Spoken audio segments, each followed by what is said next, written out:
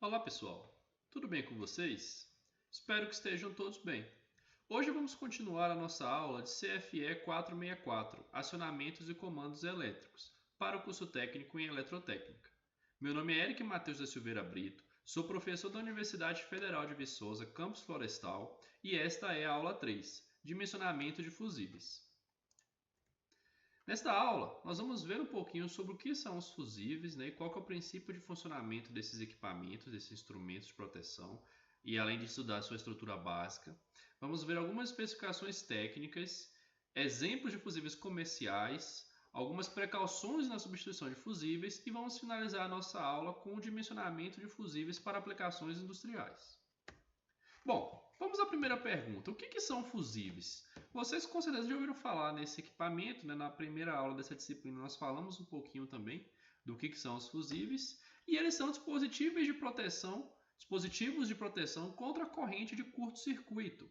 Eles vão proteger tanto as linhas de alimentação, quanto os equipamentos eletrônicos, quanto os operadores, certo? E é interessante aqui que a gente está falando de uma proteção contra corrente de curto-circuito, né? Então torna-se importante que a gente defina bem esse conceito. O que é corrente de curto-circuito? O curto-circuito ele é uma ligação de baixa impedância ou baixa resistência, né, entre dois pontos do circuito com potencial elétrico diferente, com uma diferença de tensão entre eles, ocasionando uma corrente de alta intensidade. Se a gente fizer um exemplozinho aqui só para a gente enxergar qual que é o problema dessa corrente de curto-circuito, né, qual que é a magnitude do problema dessa corrente, vamos imaginar que ocorreu um curto-circuito entre dois condutores fase neutro de um circuito de alimentação em corrente alternada e que esses cabos são de cobre, uns 10 metros de cabo de cobre de seção transversal de 2,5 milímetros quadrados, por exemplo. Então, se a gente calcula o valor da corrente de curto-circuito aplicando a lei de Ohm, né, a corrente ela vai ser a diferença de tensão sobre a resistência daquele contato, né, daquele circuito fechado. Então, a diferença de tensão fase neutro 127, por exemplo, e uma resistência de seção transversal do condutor de 0,05 ohms, um valor aproximado aí, típico do condutor de cobre de seção transversal de 2,5 milímetros quadrados, né? Então, o que a gente percebe? Durante esse curto-circuito, vai circular nesse circuito fechado aí cerca de 2.540 amperes, tá? Sendo que esse condutor, esse condutor de 2,5 milímetros quadrados, ele deveria suportar uma tensão máxima de 20 amperes. Então a gente percebe que essa corrente é muito perigosa e muito danosa, tanto aos equipamentos, quanto à linha de alimentação, quanto os operadores ou pessoas próximas daquela linha, né? Então esse fusível ele vem para impedir que essa corrente de curto-circuito circule pelo circuito, né? Aqui a gente tem uma representação, né, do componente físico, o que é o circuito, o que é o fusível, nós vamos ter diferentes tipos de fusível. A simbologia gráfica dele, segundo a BNT, que nós vamos utilizar, certo? E a letra literal que vai indicar, né, o símbolo literal desse instrumento, que vai ser o F, que é o que a gente viu na aula anterior também, na aula 2 de simbologia, que é o símbolo utilizado para dispositivos de proteção. Bom, o princípio de funcionamento do fusível. Como o próprio nome dele já fala, gente, o fusível ele é um instrumento de proteção, equipamento de proteção que funciona baseado no elemento fusível ou no elo fusível no interior desse equipamento, né, que ele se funde quando passa uma corrente de um valor elevado. Então é necessário que a gente projete esse elo fusível, esse elemento fusível no interior do fusível, né? Então se a gente enxergar aqui, a gente tem um fusível, tem o corpo dele aqui, os terminais, e no interior do fusível a gente tem o elo fusível, e aí a gente vai projetar esse elo para quando passar uma corrente de curto-circuito entre esses terminais, ele se fundir e abrir o circuito, né? Impedindo a falha de curto-circuito, impedindo que essa corrente de curto-circuito circule pelo resto do circuito, pelos demais componentes do circuito.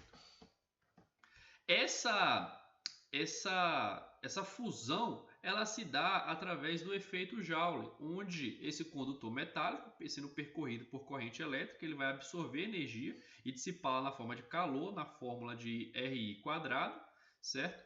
Então, como a corrente está ao quadrado, a gente percebe que quando essa corrente sobe de valor, a potência ela vai crescer muito também. Então, esse elo fusível vai absorver muita energia, muito calor. E quando ele ultrapassa a temperatura, o ponto de fusão na qual ele foi projetado, ele abre o circuito, como a gente consegue ver aqui um exemplo de um fusível de vidro, que a gente vai estudar mais um pouquinho para frente dessa aula também.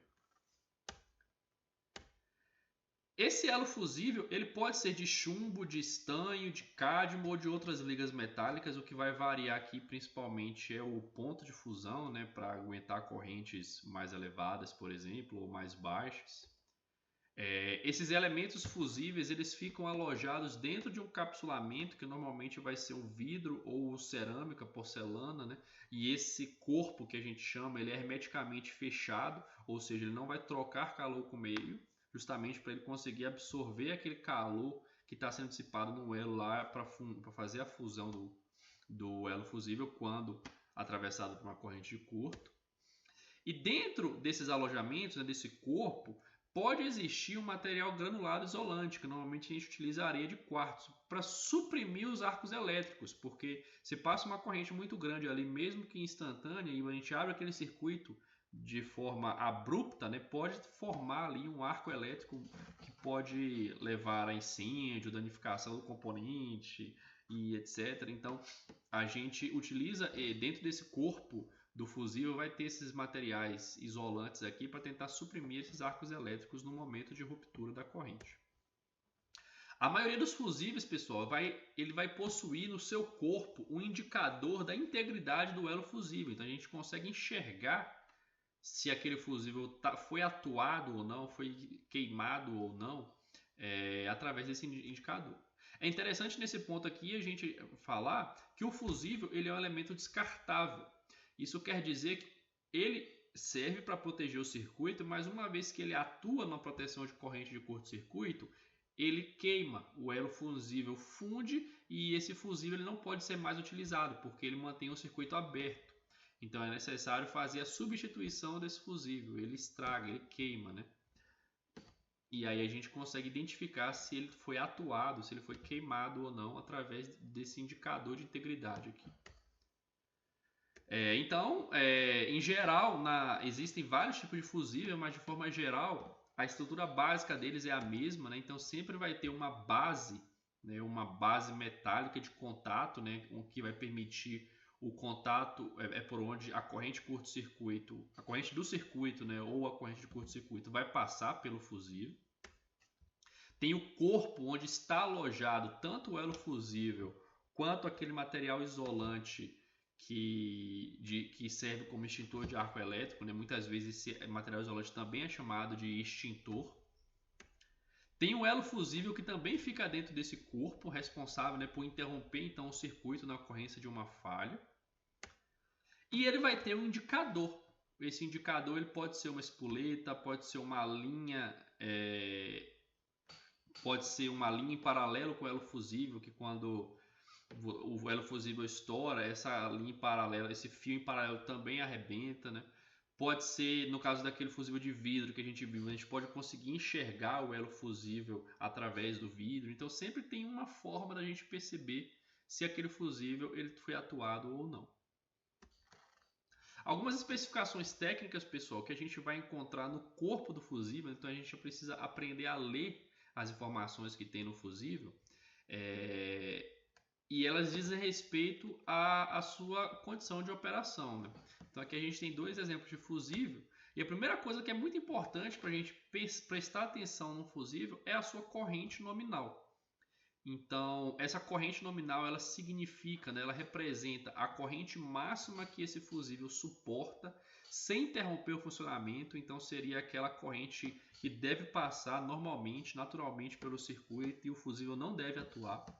Nos exemplos aqui a gente consegue ver que esse valor é 16 amperes para esse fusível e 160 amperes para o de cá. A gente tem também a capacidade de ruptura, que representa o valor máximo de corrente de curto-circuito que o fusível consegue interromper. Então não adianta a gente tentar utilizar um fusívelzinho cartucho de vidro com corrente nominal de 2 amperes, esperando que ele possa proteger o circuito contra uma corrente de 100 kA, por exemplo, né? Uma corrente de curto-circuito devido a uma diferença de potencial muito elevada. Então, esse valor de corrente de ruptura é muito importante também, porque ele está relacionado com o valor máximo que aquele fusível consegue corrigir. Se esse valor de corrente ultrapassa esse valor máximo, aquele fusível ele não garante que no intervalo de tempo curto, né, que a corrente vai passar pelo fusível, até que aquele elemento se funda, ele não garante que nenhuma corrente vai passar pelo circuito e não vai acabar danificando o circuito. A gente consegue enxergar aqui, ó, nesse aqui não vai dar para ver, mas aqui a gente consegue enxergar que a corrente de curto, a capacidade de ruptura desse aqui é de 120 kA, né? 120 mil amperes. Um outro detalhe é a tensão nominal, que é a tensão máxima de operação no qual o fusível foi projetado. Isso aqui está relacionado com a sua isolação elétrica, né? Para você não perder as características de isolação elétrica do corpo do fusível. Então a gente consegue perceber que tanto esse quanto esse daqui tem 500 volts de tensão nominal. E por fim, a gente consegue enxergar também no corpo do fusível a classe de função, que é uma classificação em duas letras, uma minúscula e uma maiúscula, que representam algumas aplicações típicas daquele fusível. Então aqui a gente tem uma tabelinha, ó, as duas primeiras, a primeira letra minúscula, ela pode ser A ou G, né? Sendo que A indica que esse é um fusível que atua somente contra curto-circuito. E o G, ele indica que atua tanto contra curto-circuito como contra sobrecarga. O que seria sobrecarga, pessoal? É uma corrente que ela tem uma longa duração, ela não é uma corrente de curta duração, como a corrente de curto-circuito, mas ela também possui um valor acima do nominal. E como o fusível ele vai absorvendo energia com o passar do tempo, né, um processo térmico que leva tempo, quando essa corrente de curto-circuito passa por ele, como essa corrente de curto-circuito tem uma intensidade tão grande que é praticamente instantâneo a ruptura do elo fusível para a proteção do circuito. Mas quando uma corrente de sobrecarga passa por ele, ele fica absorvendo aquela energia com o passar do tempo, uma hora que o elo fusível vai subindo a sua temperatura, ele pode fungir também. Então existem fusíveis que podem proteger o circuito contra a sobrecarga. Mas é interessante notar que do momento em que ocorre a sobrecarga até o fusível atuar, essa corrente de sobrecarga já passou, já circulou pelo circuito uma quantidade de tempo necessária para o elo fusível acionar. Apesar do fusível ter proteção contra a sobrecarga, ele não é o elemento mais indicado para proteger o circuito deste fenômeno. No caso, a gente vai utilizar aí ou os disjuntores termomagnéticos ou os relés térmicos, que nós vamos falar nas próximas aulas desse curso. Mas fica aqui a informação de que os fusíveis eles podem atuar também contra a corrente de sobrecarga de longa duração. Já a letra maiúscula, a segunda letra, né, ela vai representar a aplicação daquele fusível, né, de qual tipo de circuito você deseja proteger. A letra G vai representar o uso geral, a letra M vai ser proteção para motores, a letra L vai ser proteção de linha de alimentação, o TR para transformadores, o R para proteção contra semicondutores, isso aqui é muito importante.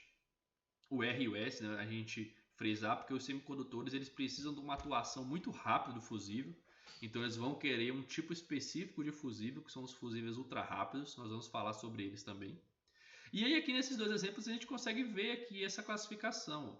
Os dois nesse caso são GL e GG, quer dizer que os dois possuem proteção contra curto-circuito e sobrecarga, e os dois são para uso geral, proteção de linha, né, ou de uso geral. Então, esses dois exemplos aqui são dessa classificação.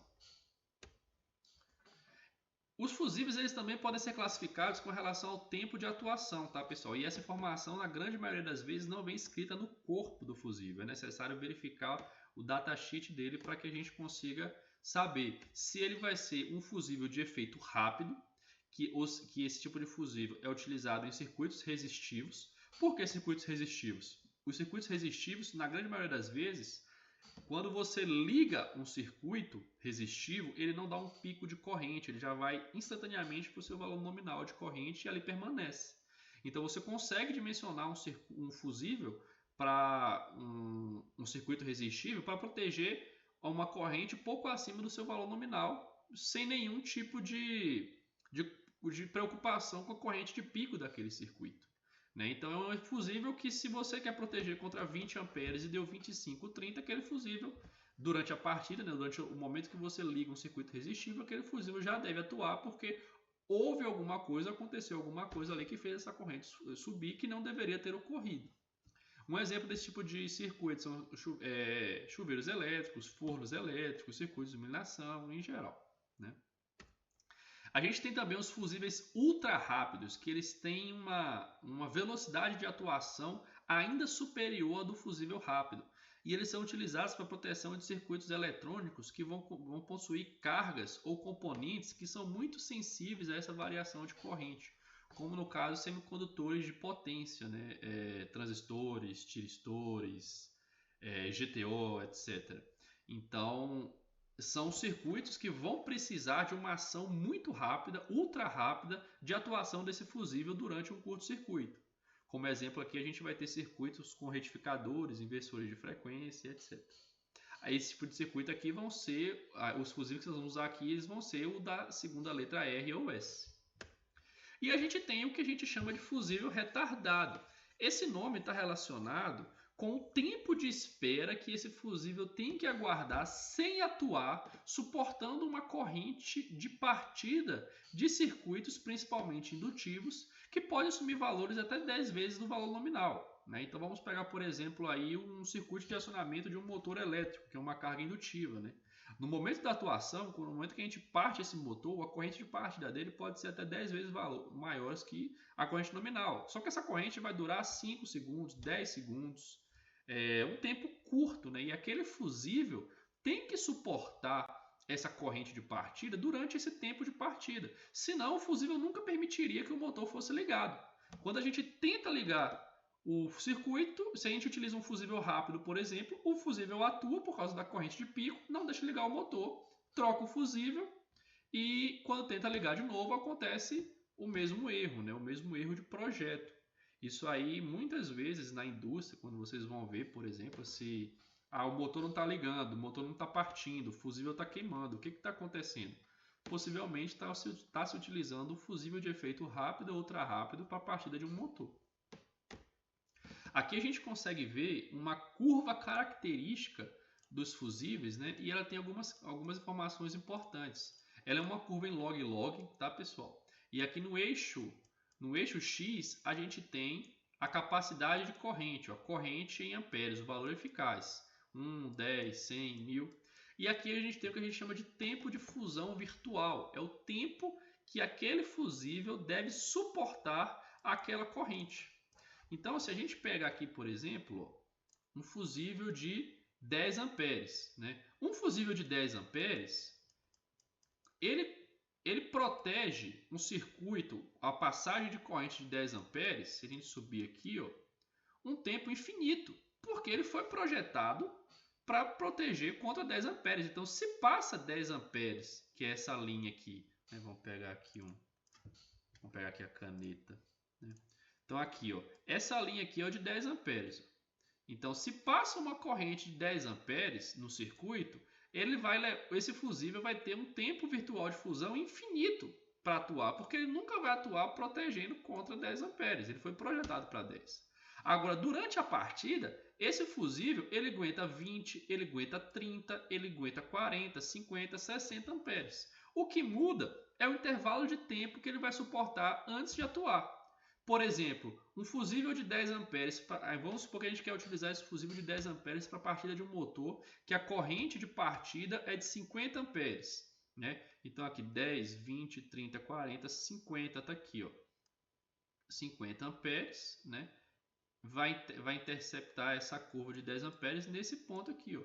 Então esse fusível ele vai suportar essa corrente de 10 amperes por menos de um segundo. Se eu utilizo um fusível de 16 amperes, o de cima aqui, ó, eu já vou suportar essa corrente uns 3, 4 segundos. Entendeu? Então essa curva característica nos permite dimensionar os fusíveis retardados em função da corrente de partida e do tempo de fusão virtual. Perfeito? Bom, vamos prosseguir. Agora nós vamos ver alguns exemplos de fusíveis comerciais que nós temos aí no mercado, tá? O primeiro dele é o fusível tipo cartucho, talvez seja um dos fusíveis mais conhecidos principalmente em meios residenciais e comerciais, né? Meios não industriais, que eles são utilizados para proteção de circuitos eletrônicos, filtros de linha, estabilizadores, fontes CC, eletrodomésticos, né? Alguns veículos, que eles são os fuzis de cartucho de papelão, o de fibra, o de cerâmica e o de vidro, né? Isso a gente vai ver que o encapsulamento dele é bem parecido, o elo fusível está aqui dentro do corpo, e o que vai variar é o tipo de corpo, né? O tipo de corpo em papelão, em fibra, em cerâmica ou em vidro. E essa variação desse tipo de corpo, ela vai relacionar principalmente com a tensão de ruptura, a tensão nominal e a capacidade de ruptura. A gente percebe que o cerâmico é o que vai possuir maior capacidade de ruptura e maior tensão, né? O cerâmico e o de fibra. Além disso, a corrente nominal máxima que cada um desses fusíveis pode proteger está relacionado com o tipo de metal, o tipo de liga metálica utilizada no interior, utilizada como elo fusível, né? Se vai ser chumbo, se vai ser estanho, se vai ser uma liga de cádmio, etc. Esses valores de até 60, cada fusível ele tem um valor só, pessoal, de corrente de proteção. Então, o de papelão vai ter... O papelão normalmente são múltiplos de 5. Vai ter um de 5, de 10, de 15, de 20 até 60. O de vidro, que dentro dos cartuchos talvez seja o que vocês mais conheçam, ele vai ter uma capacidade de corrente baixa. Isso está relacionado principalmente por causa do elo fusível que é utilizado nele. Mas aí ele vai ter valores de 1 ampere, 2, 5, 10 ampere. Né? Se a gente utilizar um elo fusível de chumbo aqui ou de estanho, esse valor de corrente varia, mas aí a gente consegue perceber então que eles têm essa característica deles de corpo, né? O tipo de corpo vai interferir principalmente na capacidade de ruptura. O tempo de atuação entre esses aí, somente o cerâmico ele pode ser retardado, todos os outros são rápidos e o de vidro ele pode ser ultra rápido também. Né? Aqui a gente consegue ver só uma exemplificação maior desse tipo de fusível, né? Esse elo fusível dele, gente, ele pode assumir diferentes formatos, né? Diferentes grossuras aqui. Isso vai estar relacionado principalmente com o nível de corrente, né? Então, possivelmente, esse fusível aqui ele vai suportar uma corrente nominal muito maior do que esse fusível aqui. Né? Esses fusíveis aqui a gente consegue identificar também, por exemplo, ó, a base, o corpo, o elo fusível. Aqui a gente tem três tipos de porta fusível, né? Onde que esse fusível é encaixado. A gente tem um porta fusível em rosca, a gente tem um porta fusível para ser ligado em placas de circuito impresso, né? Em PCB. Então aqui a gente tem os terminais para serem soldados na placa. E aqui a gente tem o soquetezinho desse fusível que a gente encontra tanto em filtros de linha quanto em no-breaks. Né? Então quando a gente abre essa caixinha aqui, ó, o fusível está alojado lá dentro. Então, quando você dá um curto, você está usando um filtro de linha desse aqui, por exemplo, e ocorre um curto na sua instalação residencial, você pode primeiramente queimar esse fusível e proteger os seus equipamentos eletrodomésticos que estão ligados nesse filtro. Né? Então, aí, quando você abre essa caixinha aqui, você percebe que o fusível foi danificado e você faz a troca. O próximo tipo de fusível que a gente tem é o fusível de azed, é um fusível muito comum aí, já adentrando até o meio industrial. Ele é um fusível de corpo cilíndrico fechado nas extremidades, né, com tampas metálicas, por onde é feito o contato com a base. Então a gente tem aqui o corpo, o elo fusível dentro dele. Esse corpo aqui a gente já vai ter o quartzo, né, a areia de quartzo aqui para suprimir os arcos elétricos. E aí o contato é feito entre essas tampas metálicas. E aqui a gente consegue ver o porta-fusível desse carinha. Então a gente vai encaixar esse fusível dentro dessa rosca aqui e depois a gente tampa ele. E aí o contato se dá entre esses terminais metálicos aqui. Esse tipo de fusível ele vai ter correntes nominais de até 63 amperes e uma corrente de ruptura na ordem de 100 kA, uma tensão nominal normalmente de 500 volts, e ele pode ser rápido ou retardado. O interessante desse fusível aqui, pessoal, é que a gente tem um código de cores para a corrente nominal que ele está protegendo. E se a gente olha aqui na parte superior desse fusível aqui, vai ter um cartuchinho, uma espoletinha da cor da corrente.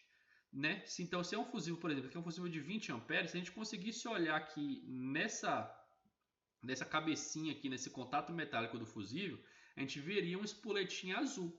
Essa espoleta, ela fica à mostra nesse vidro aqui da tampa. E aí o que acontece? Quando esse fusível entra em atuação, existe um filamento bem fino de um material metálico em paralelo com o elo fusível e conectado a uma mola.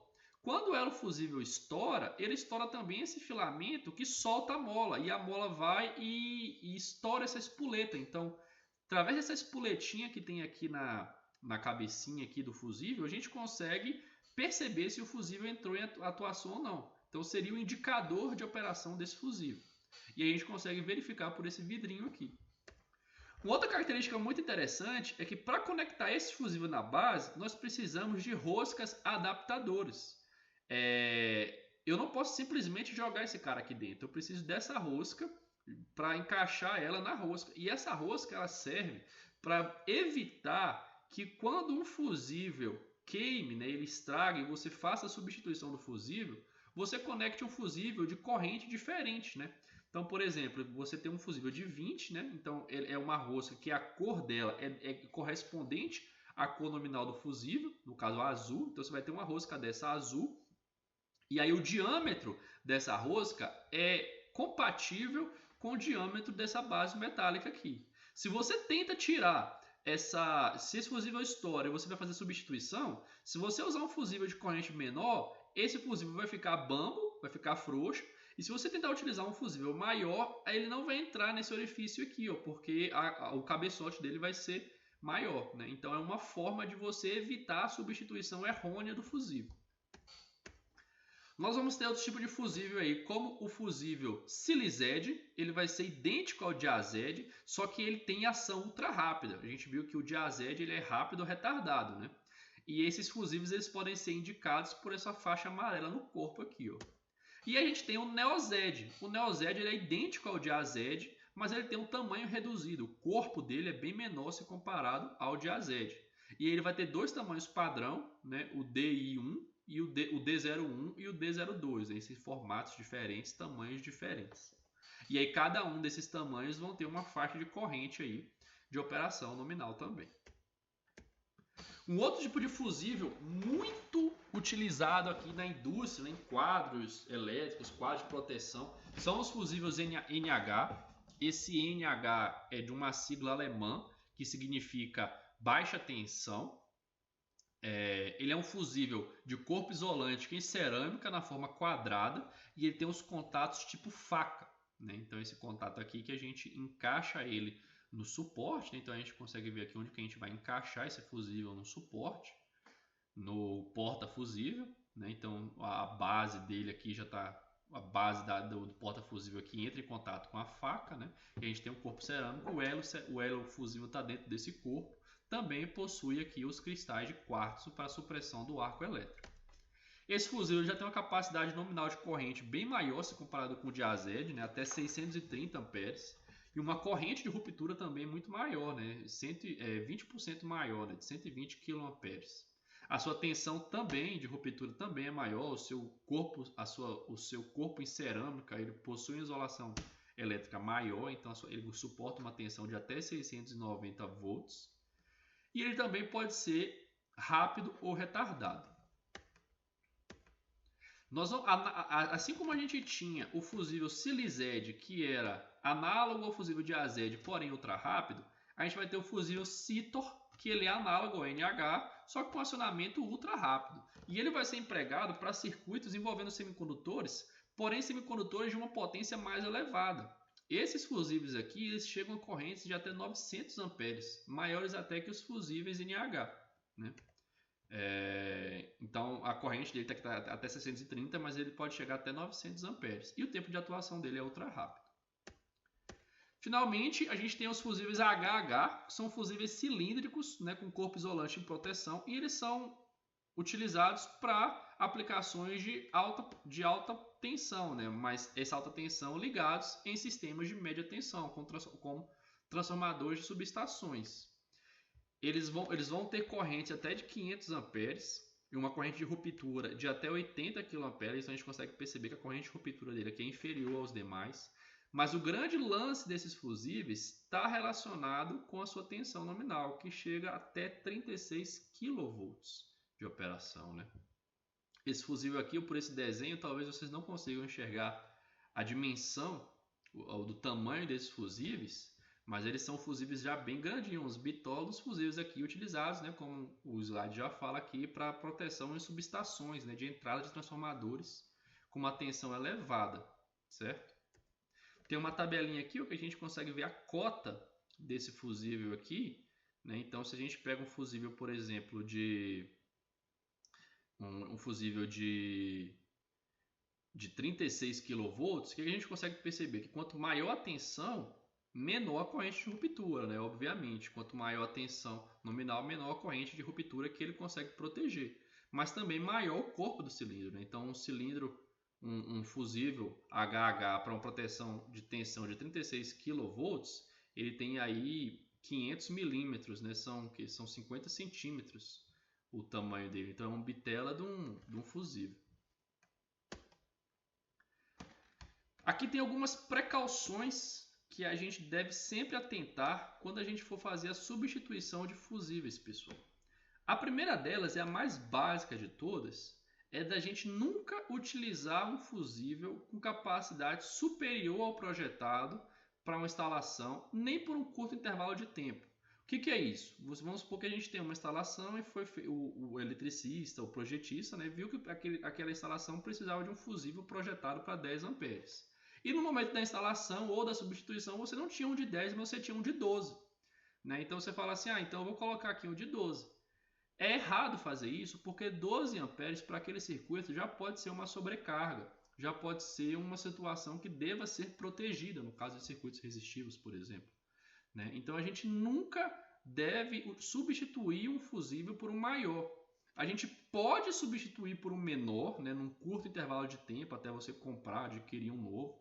Por exemplo, no lugar de 10, de 10, você pode colocar um de 9, um de 8. Né? Isso pode ocasionar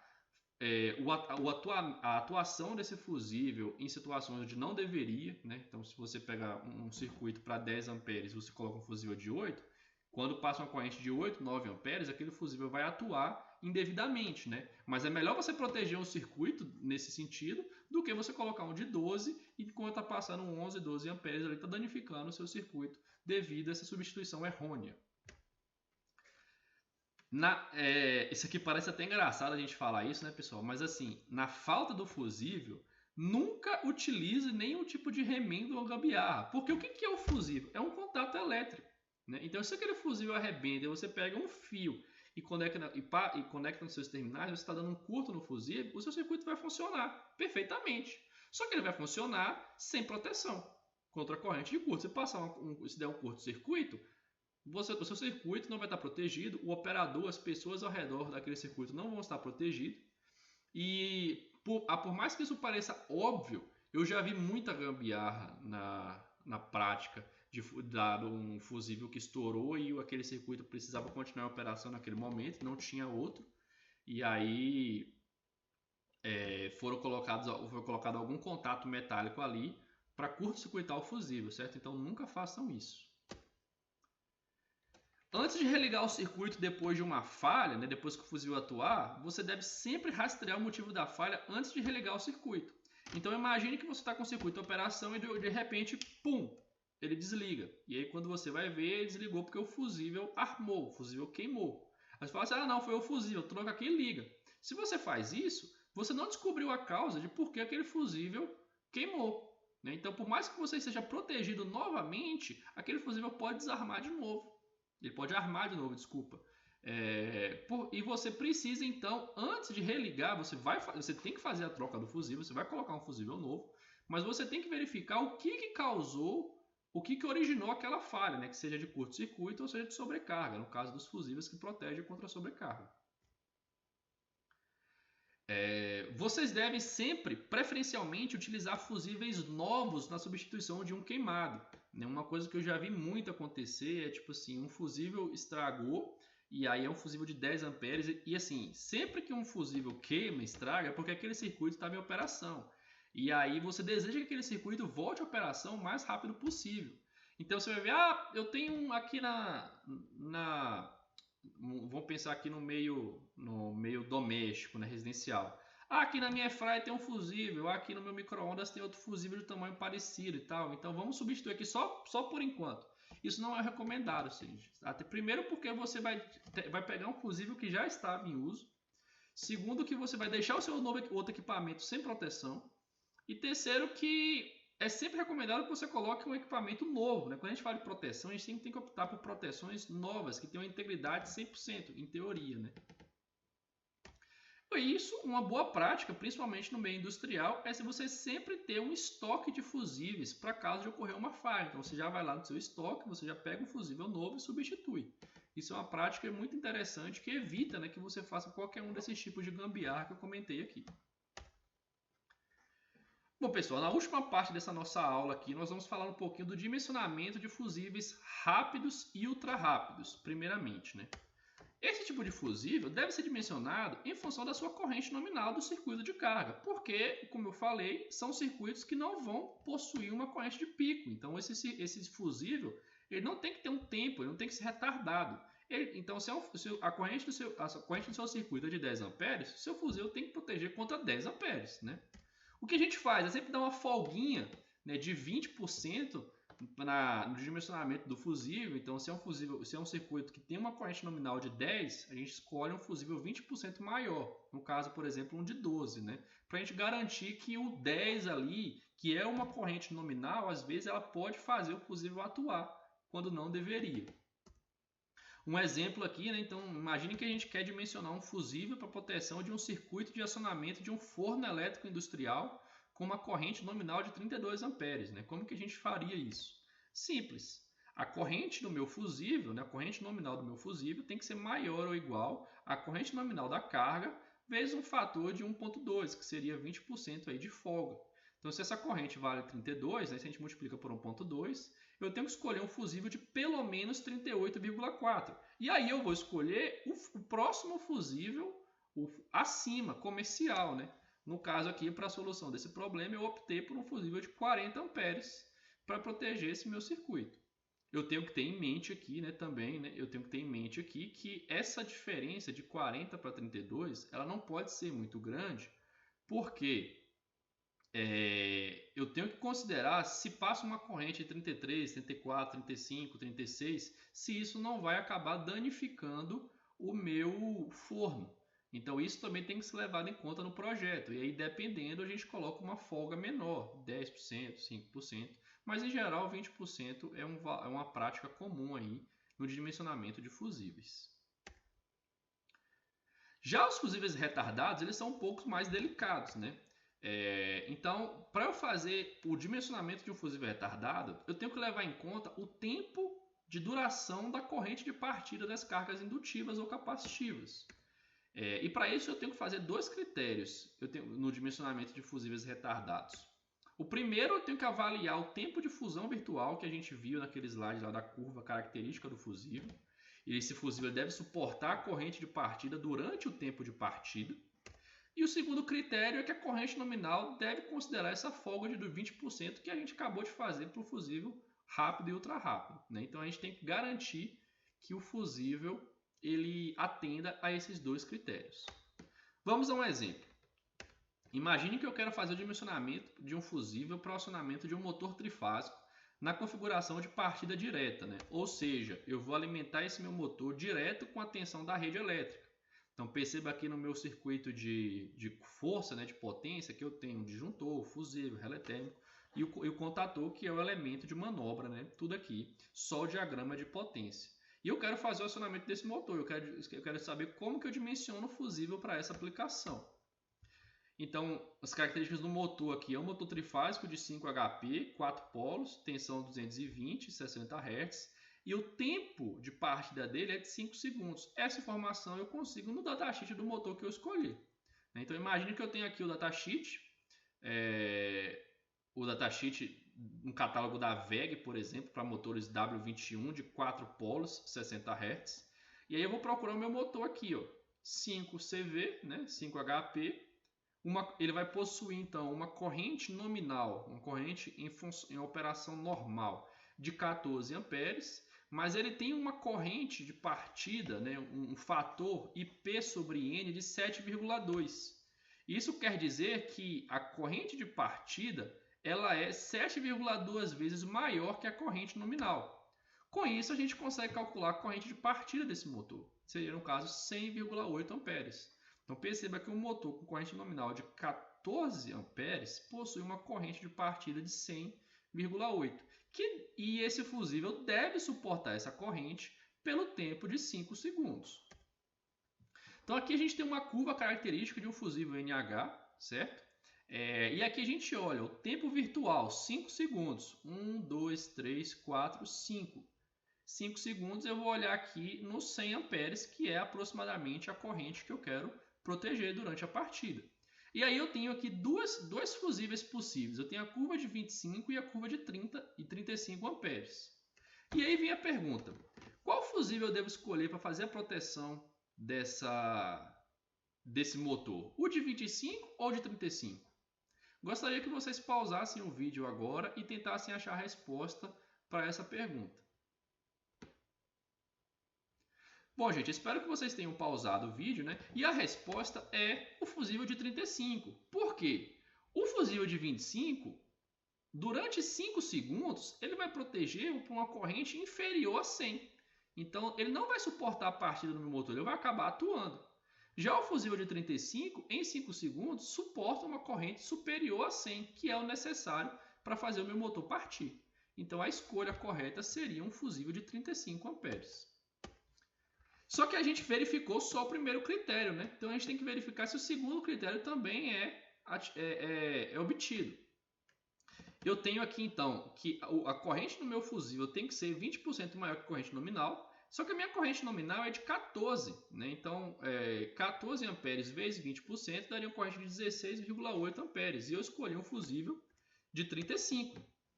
Então, um fusível, por exemplo, VEG UF-NH0035U, aparentemente atende a minha solicitação. Pode parecer, né, que esses fusíveis, esse segundo critério, sempre vai ser atendido, mas está mais relacionado com motores de uma potência mais, um fator de corrente de partida mais elevado, né? Quando a corrente de partida dele é mais próxima da corrente nominal, motores bem menores aí, talvez esse segundo critério não seja atingido. Então a gente precisa escolher um fusível acima, ok? Bom, pessoal, com isso chegamos ao final desta aula de fusíveis, né? Espero que vocês tenham entendido aí o princípio de funcionamento e o dimensionamento de fusíveis. Gostaria de convidá-los a acessar as páginas e redes sociais do GCEP e até a próxima aula.